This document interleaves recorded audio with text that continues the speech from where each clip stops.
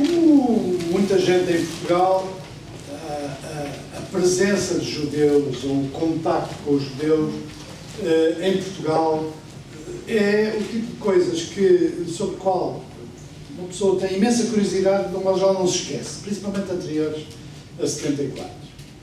Eu vivia no Porto, e no Porto havia uma sinagoga imponente que fazia parte daqueles 2 ou 3 prédios da cidade que suscitavam perplexidade. O que é que se passaria ali? Havia também uma igreja evangélica antiga e para o mundo muito claustrofóbico desses anos, a sinagoga era uma fonte permanente de curiosidade e, portanto, ninguém deixava de saber o que estava ali, embora não soubesse nada mais do que isso. Eu tive um colega no liceu que era judeu, cujo nome, aliás, é uma família, no Porto havia uma família que se dedicava ao comércio das peles, ele chamava-se Isaías Finkelstein Zimmermann, não é judeu, não é possível, era um excelente aluno. De novo, também aquela relação de curiosidade por pessoas que, de um modo geral, não pareciam iguais às outras, quer do ponto de vista intelectual, quer do ponto de vista do nome, quer de matéria sobre a qual não sabemos nada do ponto de vista religioso. E eu penso, aliás, que a maioria das pessoas em Portugal, a não ser nestes últimos anos, em que apesar de toda a abertura do país se podem discutir e falar destas coisas de outra maneira, tinha esse sentimento ao mesmo tempo de... Nunca foi um sentimento de repulsa, isso não existia, mas havia um sentimento de curiosidade, de grande curiosidade. Aquela gente não era igual a outra. E, portanto, o que é que se passaria ali, o que é que se passaria naquelas casas, o que é que se passaria naqueles nomes, o que é que se passaria naquele mundo. Depois de 25 de Abril, este tipo de relação e o conhecimento deste tipo de relação ganhou outra dimensão. Eu também tenho no meu currículo um conflito com a comunidade judaica. Antes que alguém descubra, quando foi o chamado pedido de perdão, o pedido de perdão pela expulsão dos judeus, eu sempre fui contra os pedidos de perdão na história, portanto também me manifestei contra, coisa que me levou a ser maltratado por um jornal israelita, o Haaretz, algo assim que se diz. Exatamente, porque aquilo criou, mas era do ponto de vista sobre a história, acho que... Agora, eu também compreendo o ponto de vista das vítimas, quer dizer, que é, para quem não é irrelevante, este tipo de comportamento. Mas eu fui sempre contra os pedidos de perdão, aos papas, era só aos ortodoxos pela conquista de Constantinopla, dos portugueses era só aos judeus, portanto também tenho esse currículo um pouco mais complexo, o que não me impede de ter muito gosto em vir aqui falar deste livro e falar também da experiência que o justifica. O que é interessante no livro da Esther é que ela tem uma história entrelaçada de 3 coisas. Uma história do sionismo e depois do Estado de Israel, incluindo também a experiência trágica do Holocausto, uma história dos judeus em Portugal, ou seja, um conjunto de elementos sobre a história dos judeus em Portugal, e uma referência familiar, que também não é muito comum, e portanto se lê com muito interesse, de como é que uma família com este nome, com esta história, confesso que foi com surpresa, vi a fotografia do Rabino, porque nós de facto não vemos habitualmente isto. Há uma espécie de ecrã por trás do qual estas realidades não são trazidas ao grande público, não são conhecidas do grande público. E, portanto, olhando todos nós uns para os outros da maneira mais trivial que nós podemos encontrar, temos às vezes dificuldade em perceber a história ou a dimensão familiar que está por trás das faces que nós conhecemos há muito tempo. E esta relação, este entrelaçar destas 3 histórias é um dos aspectos mais interessantes do livro, na medida em que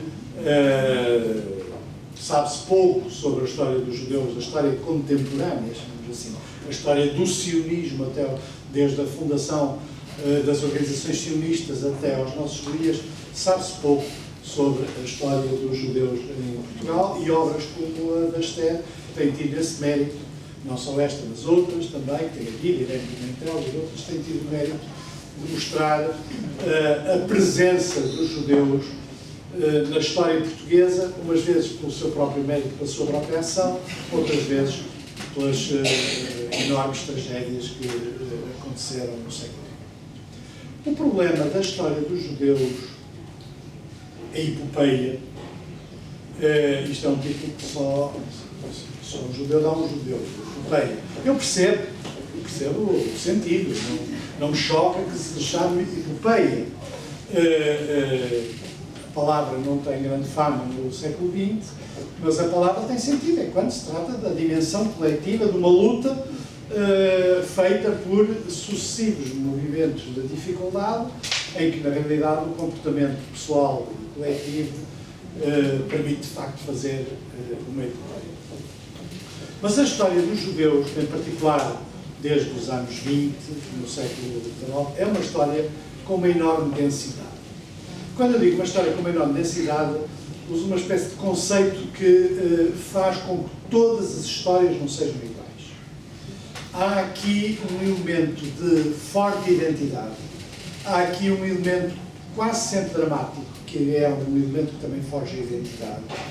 Há aqui um elemento de identidade que tem a ver, por um lado, com o destino trágico durante muitos tempos da comunidade judaica em vários sítios do mundo e na Europa em particular, mas também com uma identidade que vem da diáspora, com uma identidade que vem de uma longa história de perseguições e de realizações que a comunidade judaica e os judeus em todo o mundo tiveram. Portanto, a história é densa. Há outros casos de história densa. A história dos partidos comunistas, por exemplo, é uma história densa. Não? Nada é indiferente nessa história. Nada é indiferente para quem a viveu, nada é indiferente para quem com ela tocou. Depois há outro tipo de organizações, outro tipo de história, que podem até ter uma dimensão dramática, mas não têm este tipo de densidade. E é, ao mesmo tempo, de um certo ponto de vista, de facto, uma história com sucesso, que é a história que vai desde os movimentos sionistas, que são movimentos próximos do socialismo, são movimentos, em alguns casos, socialistas. O Bund, por exemplo, é uma organização socialista. O Lenin não gostava do sionismo, com quem competia, e dizia que o sionismo era o socialismo dos imbecis. Exatamente assim, nestes termos. Mas essa competição é compreensível, porque, na realidade, as organizações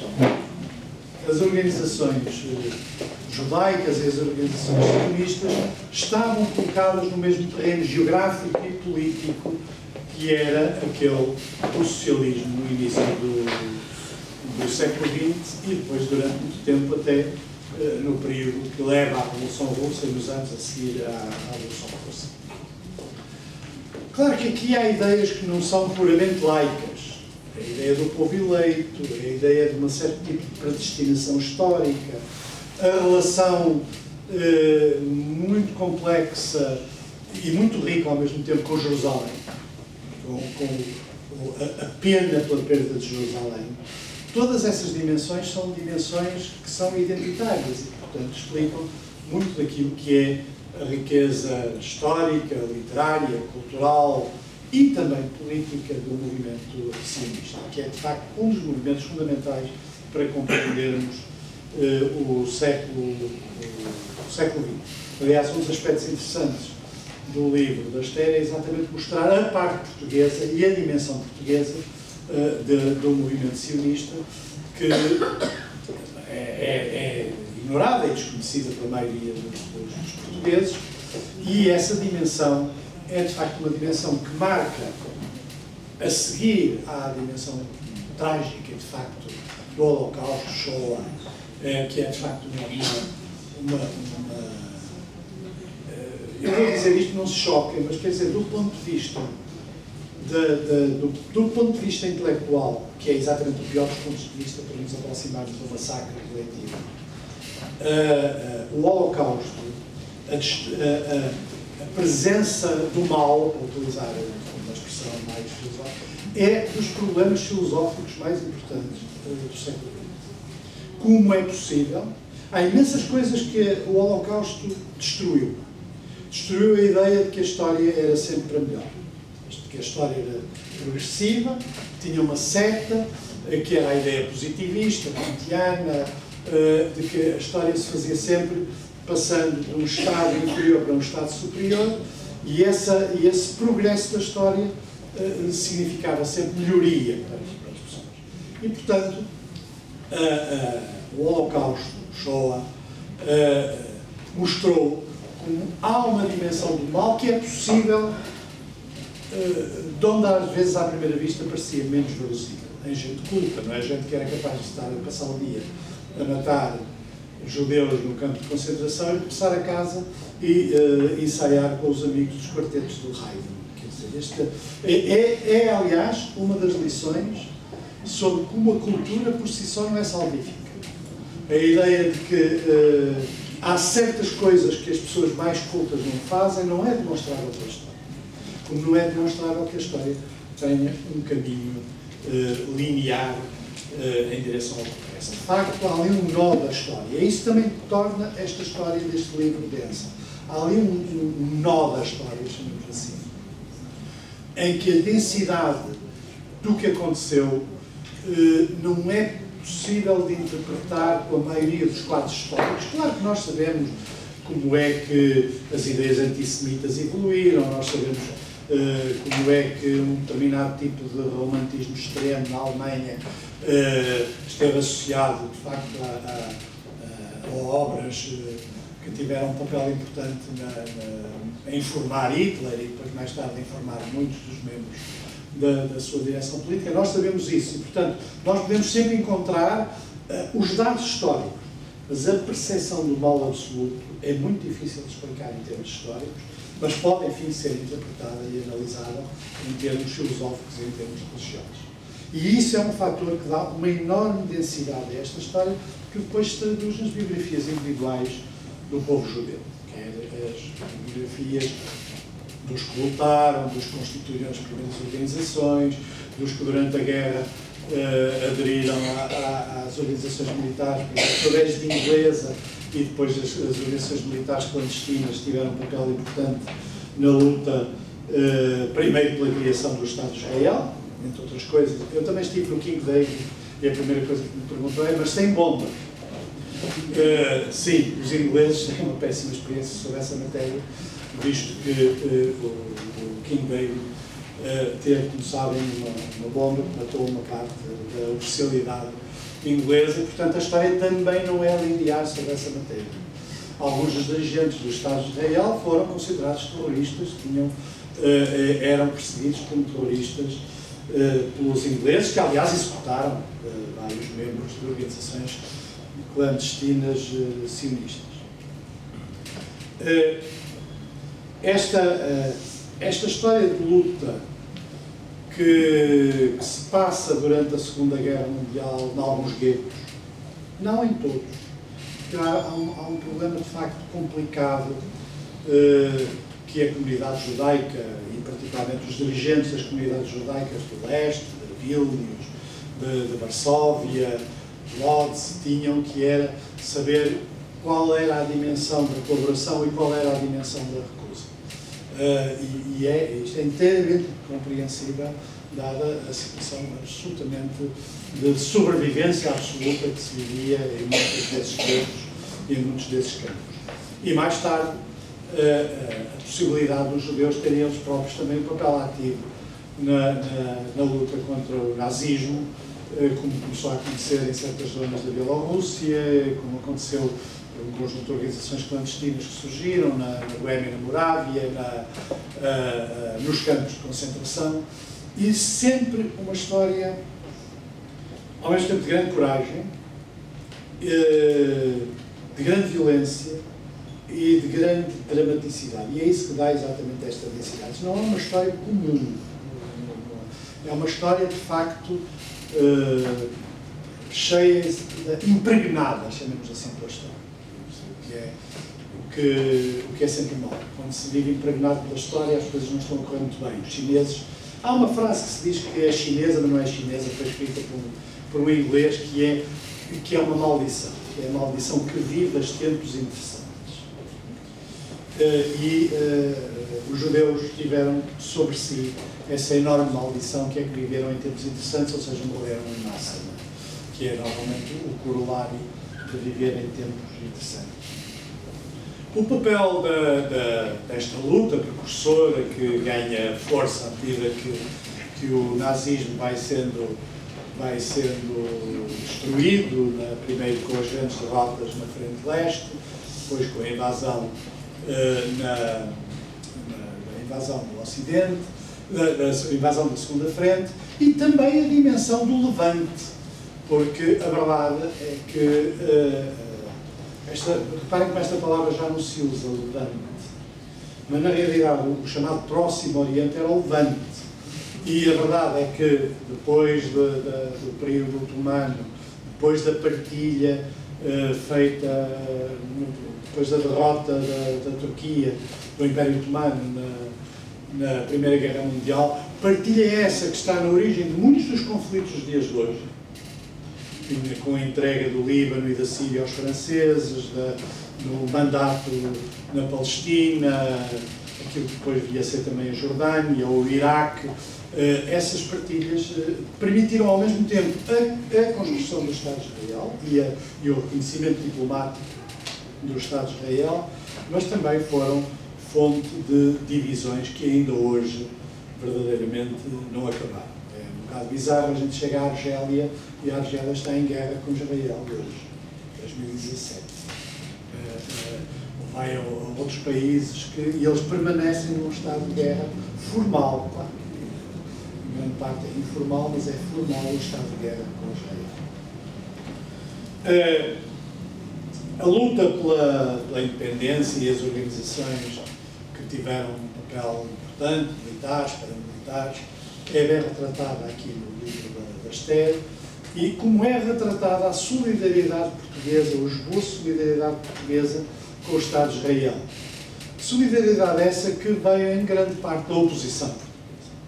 Por uma razão, é preciso não esquecer, talvez possa parecer bizarro, mas celebrou a Avante nos tempos, durante o momento em que houve a independência do Estado de Israel e se iniciou a guerra com os Estados árabes, o Avante tem editoriais fortemente pró-israelitas, combatendo as monarquias feudais árabes, o que correspondia à posição diplomática da União Soviética, que, como sabem, em conjunto com os Estados Unidos, tiveram um papel importante em reconhecer o Estado de Israel até ao início mais duro da Guerra Fria, principalmente depois a partir de 1953. E, portanto, alguns dos mais entusiastas editoriais a favor do Estado de Israel foram publicados clandestinamente no Avante e na imprensa do Partido Comunista. E é evidente que para quem vivia num país que não tinha liberdade em 1926, que acompanhou o final da guerra com uma grande manifestação de felicidade, com as célebres manifestações com as bandeiras, uma das quais era São Paulo. Portanto, como sabem, as manifestações do pós-guerra, vinha a bandeira inglesa, a francesa, a americana e um Paulo, porque não podia haver a bandeira da União Soviética.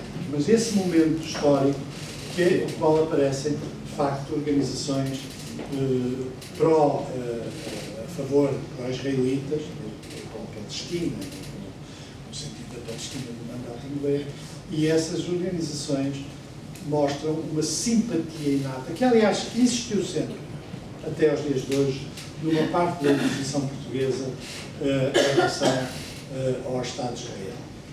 Por várias razões, não só históricas desta época, mas também por causa da experiência socialista dos kibbutz, por causa de uma certa ideia que é muito importante para a história do chamado socialismo real, que é haver um Estado que aplica regras igualitárias, tinha um exército muito peculiar, no qual os governantes não andavam de fraco nem de labita, e isso, evidentemente, numa história que não tem muitos países, não tem muitos territórios em que estas coisas se passam, isso tinha um papel forte. E depois, quando se soube o que aconteceu com os campos de concentração, ainda mais. É evidente que, durante a guerra, nós sabemos que se sabia muito mais do que o que se admitia que sabia. Ou seja, desde, pelo menos, 1941, 42, ou com os primeiros relatos das carnificinas, que aliás mataram um número de judeus quase tão grande como os campos de concentração, antes de abrirem os campos de concentração, como na Lituânia, na Letónia, na Bielorrússia, com as execuções maciças das comunidades judaicas, que varreram completamente comunidades judaicas muito importantes, como a da Jerusalém do Oriente, Vilnius, que era uma Lituânia, que era uma importantíssima comunidade judaica, com universidades, com pensadores importantes da história do pensamento religioso e civil judaico. Tudo isso foi varrido e mapa antes de abrirem os campos de concentração. Depois de abrir os campos de concentração, quando se começou a saber o que tinha acontecido, se criou ainda um maior movimento de simpatia pelo novo Estado de Israel. Tudo isto se encontra tratado quer na parte portuguesa, quer na parte internacional. Por exemplo, quando fala sobre história é um bocado satanado, não é?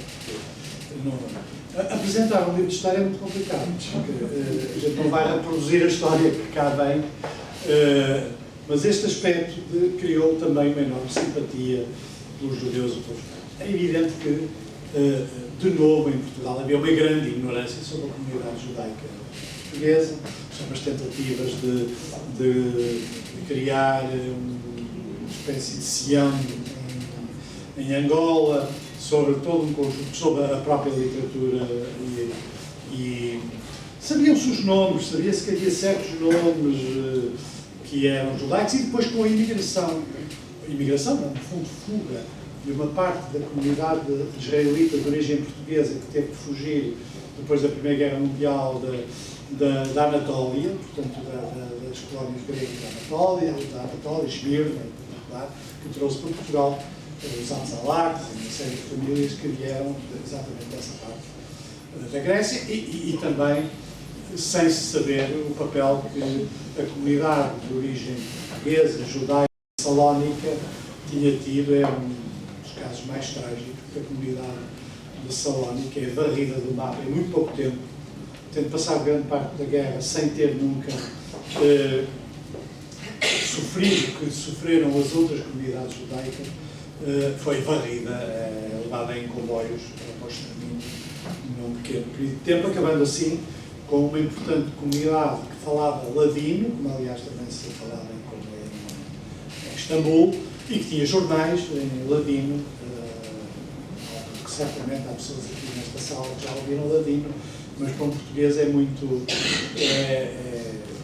emotivo, é muito emotivo ouvir falar de alguns velhos rabis que vinham que estavam nessa parte do mundo, falavam de uma forma muito próxima da acentuação da pronúncia original.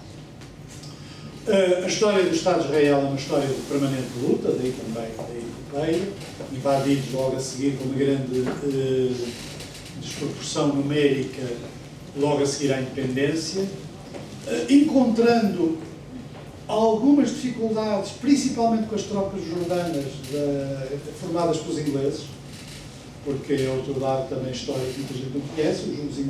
Os oficiais ingleses eram mercenários na Jordânia, e uma parte importante do exército jordano era dirigido por ingleses que vestiam a árabe e falavam árabe, e que constituíram uma força operacional, a única que criou problemas, talvez a que tenha criado mais problemas ao Estado de Israel nesta primeira guerra.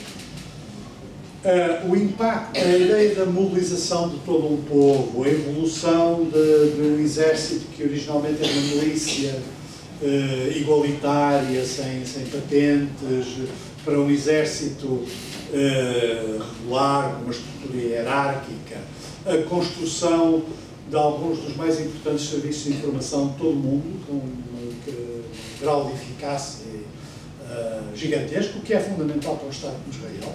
Se houver boa informação. Falhou durante a guerra com o Egito, mas é o único momento histórico em que as coisas parecem correr muito bem, mas depois, do ponto de vista militar, após uma fase inicial muito complicada, acabou por salvo erro, era que chama aquele homem que está doente, Sharon queria chegar ao Cairo, depois de atravessar o canal, queria tomar conta do Cairo. Portanto, reparem como depois houve uma inversão do ponto de vista militar considerável. Bom, Claro que depois, no fim, chegamos ao problema palestiniano e ao conflito Israel-palestiniano, que também é aflorado aqui na parte final do livro. A tese da Esther, que hoje, 2017, tem alguma razão de ser, eu não sei se há 10 anos, é que o centro dos conflitos nesta zona do mundo não é o conflito israelo-palestiniano, mas sim o conflito entre xiitas e sunitas. À luz do que aconteceu no último mês, eu inclinar-me-ia para considerar que sim. Ou seja, quando nós vemos o Presidente Trump presidir uma cimeira que é essencialmente anti-xiita e anti-iraniana, citando como organizações terroristas apenas as organizações iranianas e não falando da Al-Qaeda e das organizações que alguns dos presentes na sala ajudaram a financiar e a criar, exatamente, ajudaram a financiar e a criar, e uma cimeira que infelizmente a nossa imprensa é cuidadosa sobre estas coisas, portanto não me fez referência, é que falta lá um presidente de um Estado árabe que é o presidente do Iraque. A razão muito simples, a maioria política no Iraque é xiita e, portanto, e nas tropas que combatem o Daesh, os xiitas os xiitas do Iraque e os xiitas exportados e apoiados pelo Irão têm um papel importante como têm os curdos. O problema desta parte do mundo, e isso é um background, é que é muito complicado. Isto parece um truísmo, é muito complicado. Israel é muito complicado. Trump vai a Israel e põe a mão no Muro das Lamentações. Foi o primeiro presidente que o fez. É normal, porque os presidentes anteriores sabiam que dirigir-se àquela parte de Israel era reconhecer implicitamente a soberania israelita sobre aquela parte do mundo, esquecendo que em cima do muro está a mesquita, o segundo lugar santo mais importante do Islão, onde Maomé teria ascendido aos céus, tem a célebre rocha que queria acompanhar o Maomé e ficou por caminho. De qualquer maneira tem o formato da ascensão. E isso significa que, de facto, se quisermos encontrar um sítio onde tudo é complicado, é de facto Jerusalém. Começa pela igreja do Santo Sepulcro, em que as cenas de pancadaria entre as diferentes igrejas cristãs são comuns, porque eles varrem uma parte e porque põem uma coisa num sítio que não lhes pertence e que, por ironia do destino, a chave está nas mãos do homem que toma conta da mesquita em frente. Só em Jerusalém é que este tipo de coisas acontecem. E, ao mesmo tempo, o segundo lugar santo mais importante do Islão, na parte de cima, por cima do resto do Templo de Salomão, cujas escavações são politicamente muito complicadas, porque os palestinianos veem as escavações como destinadas a deitar abaixo. Não é uma mesquita, que está em si, não é um santuário. As pessoas dizem sempre que é uma mesquita, mas não é verdade, não é uma mesquita, é um santuário. A mesquita está no cima. Portanto, aquilo que é mais complicado na história das religiões, e em particular das religiões do livro, que têm traços muito comuns, está tudo centrado naquela parte do mundo. E as cisões entre elas, como entre sunitas e xiitas, andam ali à volta. Portanto, eu talvez esteja de acordo contigo hoje que, na prática, o conflito entre os xiitas e os sunitas é o conflito mais complicado dos dias de hoje naquela parte do mundo, até porque a Arábia Saudita recebeu tudo o que queria. Recebeu só as armas, recebeu bem a classe político para os conflitos que trava no Iémen, que trava nos Emiratos, e no Iraque e na Síria. Portanto, esta parte final é, evidentemente, mais de debate político aberto, sem dúvida que assente na história, mas o título do capítulo final é igualmente muito interessante, tem a ver com esta densidade da história, que é como costumo vir para aqui sabendo de cor, que é um povo de cerviz dura. Isso é verdade. Este excesso de identidade é exatamente um povo com quem não se deve brincar. As pessoas prudentes não brincam com Israel, nem com o Estado de Israel, nem com os judeus. Exatamente porque esta epopeia, chamemos assim, é uma epopeia de defesa de uma identidade sob todos os riscos. Se há coisa que forja a unidade na tragédia, é que os historiadores literários explicam isso a pretexto das tragédias clássicas, o Corneille, o Racine, as tragédias gregas. O que é que une todas as personagens? É terem uma espécie de cutelo em cima. É exatamente o risco que une todas as personagens. E o que transforma o Estado de Israel e os judeus num povo de cerviz dura é exatamente que tem os piores inimigos do mundo. E vice-versa. E isso faz com que esta história seja muito importante conhecer, não só pela parte portuguesa e pela parte familiar, mas também porque não se percebe o século XX e não se vai perceber o século XXI se não se lerem estes livros. É que não adianta, não vão perceber. Aquela parte do mundo que é crucial para a questão da guerra e da paz, não é única, agora a Coreia também faz parte desses sítios de risco, mas ali é que faz com que se tenha que encontrar uma solução política. E essa solução política, a que se esteve quase a chegar, tem que ter em conta os interesses dos palestinianos e tem que ter o implícito, claro, reconhecimento do Estado de Israel. Não sei se isso é fácil de fazer. O Presidente Trump, como está convencido que chega a uma reunião em que toda a gente de acordo, foi lá e depois percebeu que não é muito mais complicado do que ir lá. Ele está pessoalmente convencido disso, não tenho dúvida, mas não leio. Escolheram os tweets dele, inteiramente convencido, e chega a um sítio, para o mais complexo problema, arranja uma solução. Tudo na base do poder pessoal, do magnetismo. E como é evidente, ali não há magnetismo nenhum que sobreviva, quer dizer, nem com os israelitas, nem com os palestinianos, e portanto ficou uma afirmação de proximidade e de apoio ao Estado de Israel, mas não tinha nenhuma capacidade de troca. Hesitou em mudar a embaixada, o que também se compreende, e teve, de facto, a partir daí as coisas não foram como na Arábia Saudita. Mudança com a escala. Com uma tribo que na origem era uma tribo de ladrões, não é? Mas isso o Lawrence da Arábia retrata isso bem, mas de qualquer maneira combateram com os ingleses contra os. Bom, parabéns pelo teu livro. Espero que as pessoas leiam. A ignorância, a história, saber de história não evita todas as asneiras do mundo. Mas, apesar de tudo, há consciência de que são asneiras.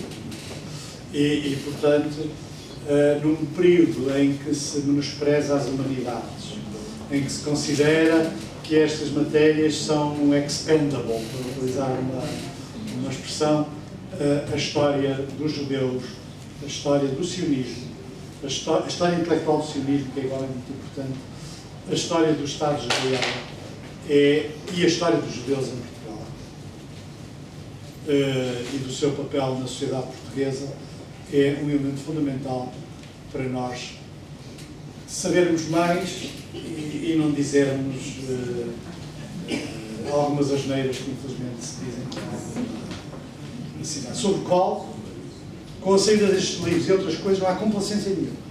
Não tenho complacência para as asneiras.